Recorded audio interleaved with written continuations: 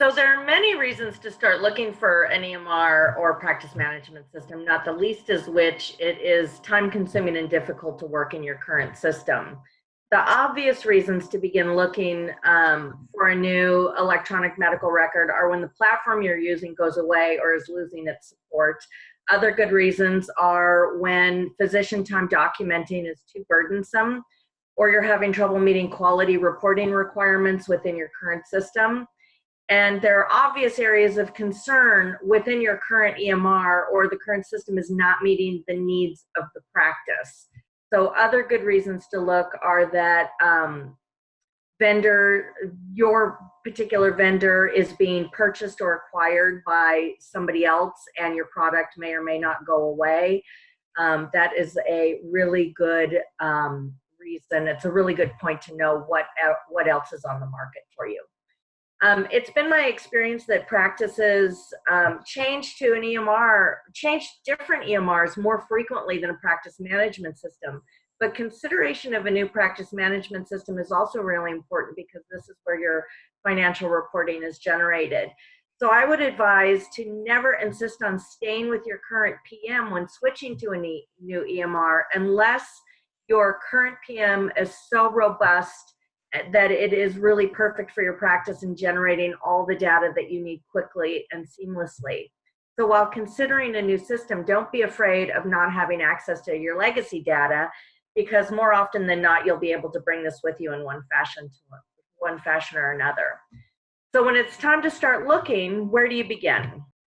So begin with asking your provider, staff, and patients a few questions. What improvements are they trying to make in the care of their patients? What workflow processes are broken, and what do they want to fix? What enhanced ways do they want to communicate with patients? Next, you have to complete some workflow analysis to have a better understanding of what you're looking for in a new EMR and EHR. Now, Jana's going to go into how you find the right fit. So what's the best EMR or EHR for your practice? Since there's no perfect electronic medical record or electronic health record, it's critical to understand what's most important to your practice, so that as you're researching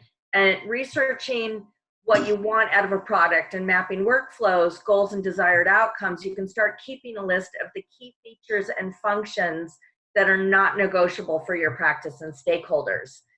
So some of those things are, are you going to host on site or in the cloud, and what kind of data points do you want within the system? So things that are really important to your key stakeholders to have in a system, you need to know that up front.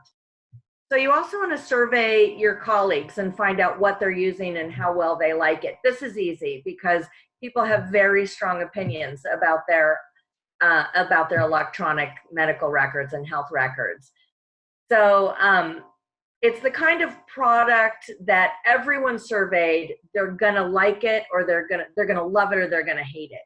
So you want to find out what other ortho groups and other colleagues of yours like and dislike about their current systems, what they would change, if anything, what they would do differently, what they saw that they really liked but they didn't go with.